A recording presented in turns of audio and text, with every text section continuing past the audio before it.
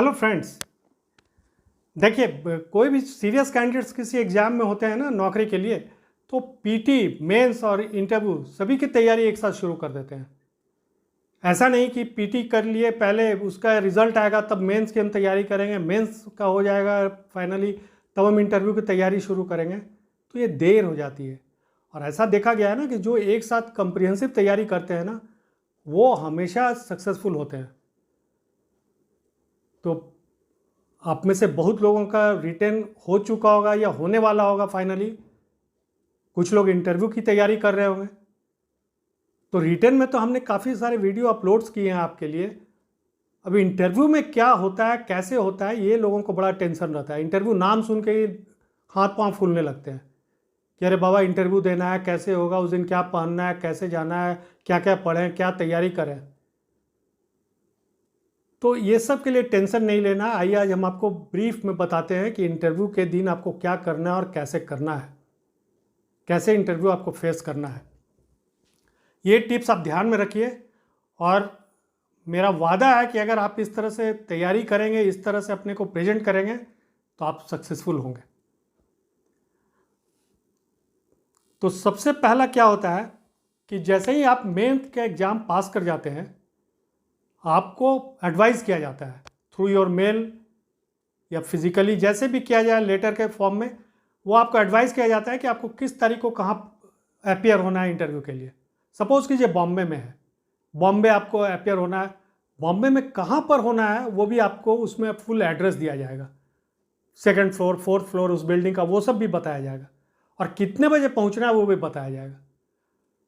तो आप अपना सभी पेपर्स ओरिजिनल रख लीजिए, जो कि एप्लीकेशन में आपने भरा था, अपना एज प्रूफ का, आपका सर्टिफिकेट्स का, जो क्वालिफ़िकेशन का, या और भी कोई एडिशनल क्वालिफ़िकेशंस, वो सभी का ओरिजिनल सर्टिफिकेट रख लीजिए और प्रेफरेबली एक कॉपी फ़ोटो कॉपी भी रख लीजिए।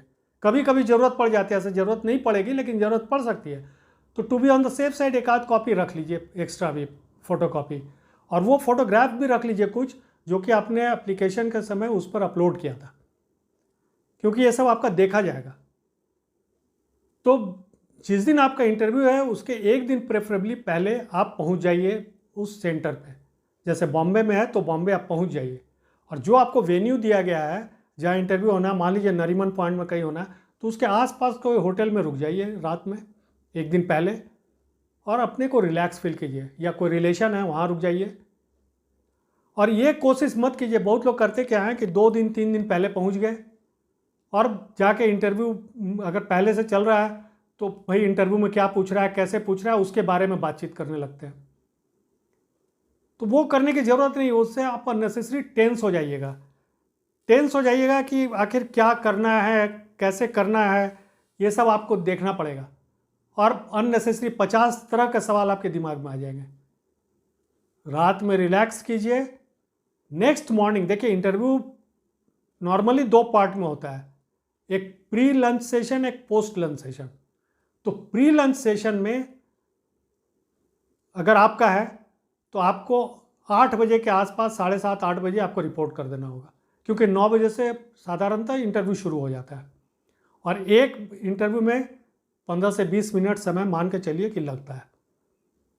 ज़्यादा भी लग सकता है, कम भी लग सकता है, कोई उसका हार्ड एंड फास्ट रूल नहीं है, लेकिन जो अभी तक देखा गया नॉर्मल यही है। किसी को ज़्यादा भी लग सकता है समय, किसी को कम भी लग सकता है। तो उसी हिसाब से मान लीजिए कि आप 7:30 8 बजे जो आपका, वही देखिए पहला डिसिप्लिन वहीं से शुरू होता है, जो समय आपको बताया गया उस समय आप पहुंच जाइए वहाँ, क्योंकि वहाँ आपका डॉक्यूमेंट वेरिफिकेशन होना है। आप जो भी ओरिजिनल डॉक्यूमेंट लेके गए हैं, जो आपने अप्लाई के समय किया था, वो आपको लेके जाना है। और एक ध्यान रखिएगा, अभी सिबिल के बारे में भी हो रहा है कि सिबिल का स्कोर का, अगर आपका 650 के नीचे का अगर सिबिल स्कोर है तो आपको एनओसी बैंक से लेके जाना है, या उस समय नहीं तो ज्वाइनिंग के समय देना है। तो ये सारी बातें एक बार इंस्ट्रक्शन फिर से पढ़ लीजिए कि आपको इंटरव्यू में क्या क्या लेकर जाना है, वो लेकर जाइए। आप वहाँ पहुँच गए, आपका डॉक्यूमेंट वेरिफिकेशन हो गया। होने के बाद क्या होता है कि मान लीजिए कि आपका प्री लंच सेशन में 5वां नंबर है इंटरव्यू में, तो जो तीसरा नंबर जब इंटरव्यू के लिए जाएंगे कैंडिडेट, तो क्या होगा, चौथे और 5वें को बुला लिया जाता है आगे में।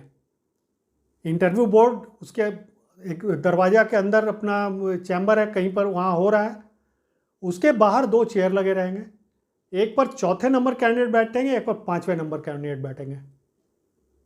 तो जैसे ही तीसरे निकलेंगे, चौथे अंदर जाएंगे, 5वें को आगे कर दिया जाएगा और फिर 5वें की जगह पे छठे बैठ जाएंगे। तो मान लीजिए 5वां आपका है तो 5 आप हैं, चौथे अंदर से जैसे ही निकलेंगे घंटी बजेगी। घंटी बजने के बाद बाहर जो कोऑर्डिनेट कर रहे हैं स्टाफ, वो आपको इंस्ट्रक्ट करेंगे या गाइड करेंगे या गेस्चर आपको कि जाइए अंदर। यहीं से आपका शुरू होता है। तो आप कैसे जाएंगे अंदर? स्ट्रेट चले जाएंगे? नहीं, आप दरवाज़ा पर धीरे से नॉक करेंगे, नॉब को ऐसे घुमाएंगे, खोलेंगे और अंदर झाँक कर मे आई कम इन ये कहेंगे। अब आपके दिमाग में ये प्रश्न उठेगा कि भाई हमें तो बुलाया गया, हमें तो कहा गया अंदर जाने के लिए, तो मे आई कम इन पूछने की ज़रूरत क्या है? देखिए यहाँ पर कैच है। कैच क्या होता है कि हो सकता है कि बाहर जो कोऑर्डिनेट कर रहे थे उन्होंने गलती से आपको भेज दिया हो। अंदर जो बोर्ड मेंबर्स हैं, हो सकता है कुछ आपस में डिस्कशन कर रहे हो सकता है आपको 2 मिनट बाद बुलाए वो। ऐसा नॉर्मली होता नहीं है, लेकिन ये मान के चलिए कि गलती वहाँ हो सकती है। तो भाई आप अंदर कैसे चले जाइएगा बिना उनके परमिशन का? इसीलिए आपका पूछना लाजमी है कि मे आई कम इन। अगर उन्होंने कहा आपको यस प्लीज़ कम इन, आप अंदर गए, स्ट्रेट कॉन्फिडेंटली गए, 2-3 कदम 4 कदम जो भी है जहाँ पर आपका चेयर है वहाँ तक पहुँचे और आप जितने मेंबर्स हैं सभी की तरफ मुखातिब होकर कहिए गुड मॉर्निंग सर्स। और साथ में अगर कोई लेडी बोर्ड मेंबर भी हैं तो गुड मॉर्निंग मैम कहिए। उसके बाद वो भी आपको उसी तरह से रेसिप्रोकेट करेंगे और तब तक आप खड़े रहिए जब तक कि आपको बैठने नहीं कहा जाए। Good morning, good afternoon, good evening to all of you sirs and madam. जब तक आपको बैठने नहीं कहा जाए आप बैठिए नहीं, क्योंकि ये प्रोटोकॉल नहीं है, कटसी नहीं है। आप किसी के सामने तभी बैठिएगा ना जबकि आपको बैठने कहा जाए, ये आप ध्यान में रखिए। तो और ये भी ध्यान रखिए कि प्री लंच सेशन में 12 बजे के पहले गए हैं तो गुड मॉर्निंग बोलिए, 12 से ज़्यादा हो गया तो गुड आफ्टरनून कहिए, शाम के समय अगर आप जा रहे हैं तो गुड इवनिंग कहिए। बहुत लोग हड़बड़ी में दोपहर में 2 बजे भी गए तो गुड मॉर्निंग कर रहे हैं, तो ये घबराहट में हो जाती है। तो इस चीज़ को ध्यान रखिए, इस चीज़ को अवॉइड कीजिए। और sit only after you are told to sit, ये इस पर हमेशा ध्यान रखिएगा कि जब तक आपको कहा ना जाए आप बैठिए नहीं। अब बैठने के बाद से थैंक यू सर। जिनमें बोर्ड मेंबर्स में से जिन्होंने आपको बैठने के लिए कहा है उनके तरफ देखते हुए कहिए थैंक यू सर या थैंक यू मैम, ठीक है। उसके बाद को एक चीज़ ध्यान रखिए कि जब आप बैठ रहे हैं ना तो सिट स्ट्रेट एंड अपराइट। बहुत लोग इस तरह से बैठ जाएंगे कुर्सी पर, बहुत लोग इस तरह से झुक के बैठ जाएंगे, नहीं, एकदम स्ट्रेट बैठिए। इससे आपका कॉन्फिडेंस पता चलता है। अगर आप ऐसे करके बैठ रहे हैं ना, कंधा झुकाए हुए, छाती को सिकोड़े हुए, तो लगता है कि ये आदमी बहुत घबराया हुआ है। वो आपको अपने आप को उस तरह से प्रेजेंट नहीं करना है, स्ट्रेट बैठिए। और नॉर्मली देखिए बैठने के समय वो जो कुर्सी रहेगी ना उसमें आर्म रेस्ट अधिकतर में नहीं रहता है। किसी हो सकता है कि आर्म रेस्ट रहे भी तो आप हाथ कहाँ रखेंगे? पाम जो दोनों है ना अपने थाई पर रखिए स्ट्रेट, और अगर आर्म रेस्ट है तो आर्म रेस्ट का सहारा लेकर रखिए, नहीं तो डायरेक्ट रखिए। और पैर दोनों स्ट्रेट ऐसे रखिए, या कभी कभी अगर कंफर्टेबल है तो ऐसे भी आप रख सकते हैं, क्रॉस, जूता के पास, एंकल के पास, इस तरह से क्रॉस कर सकते हैं। ऊपर घुटने से क्रॉस, एक पर एक पैर चढ़ाकर नहीं, नीचे। That is also proper posture. इस तरह से बैठिए and look straight into their eyes. उन लोगों के आंख में आंख मिलाकर रहिए, क्योंकि भाई उनके पास आप इंटरव्यू फेस करने आए हैं। ऐसा नहीं कि आप छत पर देख रहे हैं, इधर देख रहे हैं, दीवार पर क्या घड़ी लगी हुई है वो देख रहे हैं, नीचे देख रहे हैं, ऐसा नहीं करना है। तो इस चीज़ का आप ध्यान रखिए। और क्या पहनना है, लोग को हमेशा ये कंफ्यूजन रहता है कि इंटरव्यू के दिन क्या पहनना है। कोई ज़रूरत नहीं कि आप नया शर्ट नया पैंट खरीदिए, नया नहीं ही खरीदिए। अगर आपके पास प्रॉपर क्लीन और प्रेस्ड कपड़ा है वो सबसे अच्छा है। लाइट शेड का शर्ट पहनिए, डार्क ट्राउज़र पहनिए, and forget about jeans and other informal कपड़ा या रंगीन कपड़ा बहुत उस तरह का नहीं पहनिए, वो अच्छा नहीं लगेगा। आपके सामने ही कोई बहुत रंगीन पहन के, लाल पीला पहन के आ जाएंगे, कैसा लगेगा? सॉरी। आप देखिएगा कि आपके सामने जो बोर्ड मेंबर भी बैठे हुए हैं ना, वो भी फॉर्मल कपड़ा पहने रहेंगे। नॉर्मली लाइट कलर का शर्ट रहेगा, फुल स्लीव का रहेगा, पूरा बटन लगा हुआ रहेगा, pant formal pant dark colour का, फॉर्मल शू नॉर्मली ब्लैक या डार्क ब्राउन, प्रॉपरली पॉलिश किया रहना चाहिए। कपड़ा साफ रहे, प्रॉपरली प्रेस रहे, क्लीन रहे, ये ध्यान रखना है। और कभी ये भी होता है ना कि सूट पहनना है या नहीं पहनना है, तो एज पर सीजन पहनिए। अगर ठंडा का समय है तो ब्लेज़र पहनिए, ब्लेज़र भी गॉडी नहीं होना चाहिए, ब्लैक ब्लू इस तरह का पहनिए। और टाई अगर उस समय लगाना है, विंटर सीजन है तो टाई भी, ब्लेजर अगर पहन रहे हैं, सूट पहन रहे हैं तो टाई लगा लीजिए। देखिए, टाई के बारे में एक मिसकंसेप्शन है कि टाई इन्वेरिएबली पहन के जाना है क्या? नहीं, टाई आप कब पहनते हैं? देखिए, वेस्टर्न कॉन्सेप्ट है, वहाँ ठंड ज़्यादा पड़ती है पश्चिमी देशों में, तो वो लोग टाई लगाते हैं कि ऊपर का गर्दन में ठंडा नहीं लगे, उसके लिए फुल बटन लगाना है ये। और ऐसे बटन लगाने से अच्छा नहीं लगेगा तो टाई उस पर लगा दिया जाता है। या कभी कभी ये भी इसके बारे में एक थियरी है कि अगर आप पूरा बटन नहीं लगाएंगे तो क्या है कि यहाँ पर चेस्ट का हेयर जो है वो कुछ कुछ दिखाई पड़ता है बाहर, जो कि it looks odd and indecent, तो उसको ढकने के लिए भी किया जाता है। तो प्रॉपर आप कीजिए, कोई बटन खुला नहीं रहे शर्ट का, टॉप बटन नहीं लगाइए, लेकिन ये सब बटन लगा रहा है प्रॉपर।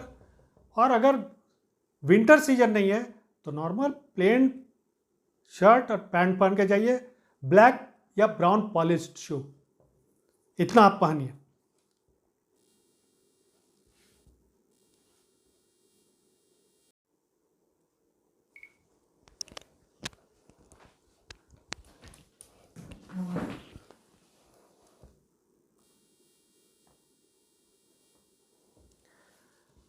अब देखिए, इंटरव्यू में हमेशा ये कन्फ्यूज़न लोगों को रहती है कि क्या पहनना है। ये अभी से नहीं है, शुरू से, मैंने सिंस टाइम इमेमोरियल सबसे बड़ा कन्फ्यूज़न लोगों को होता है कि इंटरव्यू में हम क्या पहने। 20 दिन पहले से तैयारी चलती है। बहुत लोग नया शर्ट नया पैंट खरीद लेंगे, नया जूता पहनेंगे, नया सूट बूट, अननेसेसरी खर्च भी और परेशानी भी। यह ऐसा इसलिए होता है कि आप इसके बारे में ठीक से जानते नहीं हैं कि क्या पहनना चाहिए, क्या नहीं पहनना चाहिए और इसका क्या इंपॉर्टेंस है। कोई ज़रूरत नहीं है कि आप नया कपड़ा पहनिए, प्रेफरेबली नया नहीं ही पहनिए तो ज़्यादा अच्छा है। लेकिन हाँ, जो भी पहनिए साफ सुथरा, प्रॉपरली प्रेस्ड कपड़ा रहे, प्रॉपर फिटिंग वाला कपड़ा रहे। ये नहीं कि ढीला ढाला कुछ भी पहन लिए, साफ तो है ना, नहीं वैसा नहीं, साफ रहे, आपका आप पर सूट करे। नॉर्मली लाइट शेड का शर्ट पहनिए, सिंगल कलर या बहुत हल्का चेक में लाइट शेड रखिए, वाइट, ब्लू, पिंक, क्रीम, जो भी है बहुत हल्का light shade, and dark trouser. और भूल कर भी जीन्स, कॉर्डरॉय ये सब कपड़े नहीं पहनिए। ये सब फॉर्मल ड्रेस नहीं होता है, ये सब इनफॉर्मल ड्रेस है। इस तरह का कपड़ा आप नहीं पहनिए कभी भी, एकदम ध्यान रखिएगा इस चीज़ को। जूता ब्लैक या ब्राउन, प्रॉपर पॉलिश किया रहना चाहिए। और जब आप बैठते हैं ना तो इस तरह से, मान लीजिए कि नीचे क्रॉस लेग इस तरह से कर रहे हैं तो जूता आपका साफ दिखाई पड़ता है, तो वो साफ सुथरा रहना चाहिए। और पैंट थोड़ा सा उभर भी जाएगा आपका जूता से, तो मोजा भी साफ सुथरा डार्क कलर का नॉर्मली मोजा रहे मैच करता हुआ पैंट से, इसी पर ध्यान रखिए। और देखिए, ये होता है ना कि सूट पहनना है कि नहीं पहनना है, किस तरह का गर्मी है, जून की गर्मी में आप जा रहे हैं, बरसात में भी जा रहे हैं, चारों तरफ से पसीना से भरे हुए हैं, लेकिन सूट पहन रहे हैं, ऐसे नहीं किया जाता, वो नहीं पहना जाता है। सीजन के हिसाब से कपड़ा पहनिए। अगर विंटर में आप जा रहे हैं इंटरव्यू देने, ब्लेज़र पहनिए, वो भी नॉर्मली ब्लू ब्लैक जो भी है सिंगल कलर का पहनिए। लाल पीला पहन के मत जाइए, अच्छा नहीं लगेगा। स्वेटर भी पहन सकते हैं, वो भी एक कलर का इस तरह का सिंपल पहनिए। बहुत लोगों को ये कन्फ्यूज़न होता है कि टाई लगाना है या नहीं, या टाई लगाना ही है। हमेशा ये दिमाग में रहता है लोगों को, भाई इंटरव्यू में जा रहे हैं टाई तो लगाना है। नहीं, कोई ज़रूरी नहीं है। और टाई क्यों लगाते हैं पहले इस चीज़ को समझिए।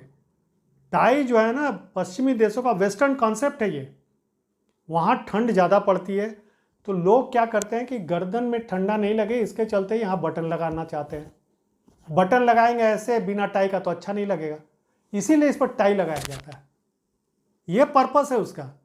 और दूसरा एक और थ्योरी है इसमें, एक और थ्योरी है कि अगर आप ये बटन खुला रखेंगे दूर तक, तो यहाँ पर बहुत लोगों को चेस्ट में हेयर होता है, बाल होते हैं, वो बाहर दिखाई पड़ता है, वो भी इनडिसेंट ऑड लगता है। तो उसको ढकने के लिए भी ये लाया गया था कि ये बटन लगाया जाए, टाइल से ढका जाए इसको, इसलिए किया जाता है। वो ये नहीं कि गर्मी में पसीने से लथपथ है लेकिन टाई यहाँ से लगा के बांधे हुए हैं, उस तरह से नहीं किया जाता है। नहीं कीजिएगा, वो अच्छा नहीं लगेगा किसी भी हालत में। सिंपल शर्ट पैंट पहनिए, फुल स्लीव का शर्ट पहनिए, बटन पूरा लगाए रहिए।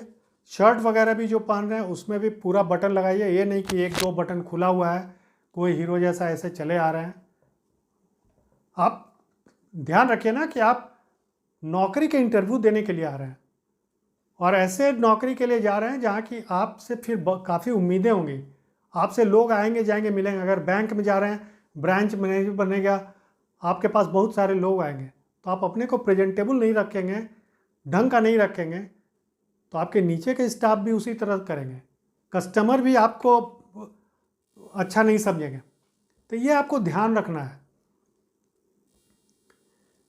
अब एक चीज़ समझिए कि जैसे ही आप अंदर गए तो आपके सामने बोर्ड मेंबर्स बैठे हुए इंटरव्यू बोर्ड के, तो ये लोगों को दिमाग में रहता है कि बोर्ड में कौन होंगे, कैसे होंगे। तो मान लीजिए बैंक का हो रहा है ना, तो बैंक के उसमें एक दो ऑफिसर रहेंगे ही रहेंगे, सीनियर ऑफिसर्स रहते हैं, जीएम सीजीएम लेवल के रहेंगे, कहीं कहीं डीएमडी लेवल के भी रहते हैं, वो रहेंगे। मान के चलिए कि 3 मेंबर्स रहेंगे, यही होता है नॉर्मली। कहीं कहीं 2 भी होते हैं लेकिन नॉर्मली 3 होते हैं, और 3 से ज़्यादा भी बहुत रेयरिटी है। हो सकता है एक आध लेडी मेंबर भी रहे। और हाँ, एक जी, एक SC ST रिप्रेजेंटेटिव भी रहेंगे बोर्ड में। वो भी कोई बैंक के सीनियर ऑफिसर या आउटसाइडर अगर हैं तो वो रह सकते हैं। आउटसाइडर इन द सेंस कि कोई एकेडमिशियन होंगे, कोई रिटायर्ड गवर्नमेंट ऑफिशियल होंगे सीनियर, उनको भी बुलाया जाता है। एक आध मेंबर बाहर के रहते हैं, अधिकतर इंटरव्यू में एक आध मेंबर बाहर से भी रहते हैं। वो इसलिए किया जाता है कि भाई इम्पार्शियल होके लोग, जैसे मान लीजिए कि कोई रिलेशन वगैरह किन्हीं के कोई ऑफिसर के आ गए इंटरव्यू में, तो वहाँ बैंक के लोग सारे उनको जान रहे हैं, हो सकता है उनको सेलेक्ट कर लें।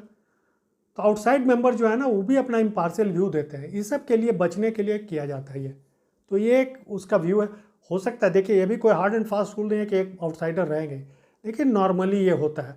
और SC ST रिप्रेजेंटेटिव एक होते ही हैं, वो as per government of India का डायरेक्टिव ये आजकल ऑब्लिगेटरी है कि एक इस तरह के मेंबर को रखना ज़रूरी है, सो दैट कि उनका भी इक्वल रिप्रेजेंटेशन मिले। वो किसी SC ST कैंडिडेट्स के साथ कोई पार्शियलिटी तो नहीं की जा रही है, उस चीज़ को देखने के लिए वो रहते हैं।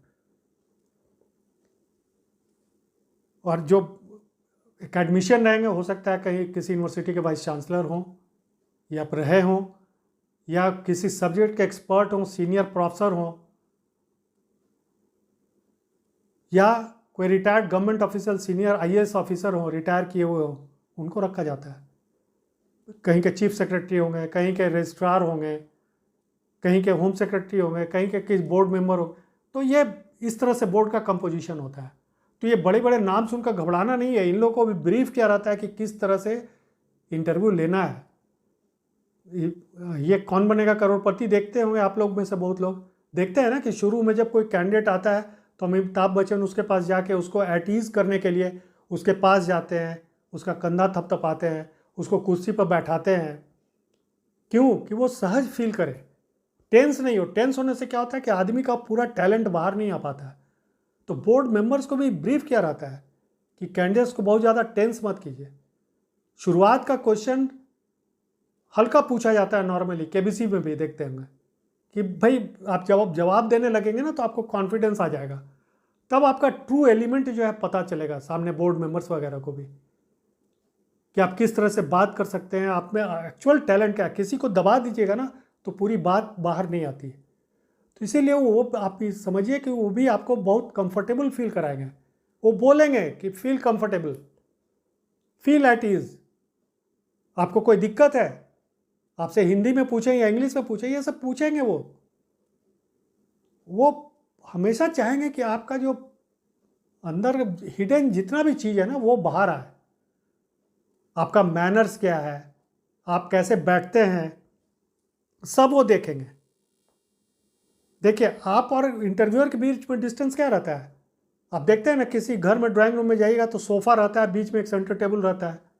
उसी तरह से सोफ़ा रहेगा, बीच में एक सेंटर टेबल रहेगा, सोफ़ा पर 3 मेंबर बैठे रहेंगे और सोफ़ा पर कुछ पेपर्स रहेंगे उनके, हो सकता है उनका चाय का कप हो, पानी हो, सब कुछ हो, और उससे 2-3 फीट दूर आपका चेयर रहेगा।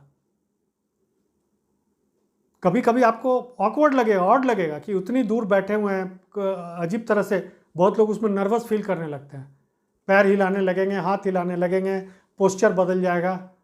तो वो इसीलिए किया जाता है कि वो आपको पूरी तरह से देख पाए, पूरी तरह से आपको जज कर पाए इंटरव्यू बोर्ड मेंबर्स।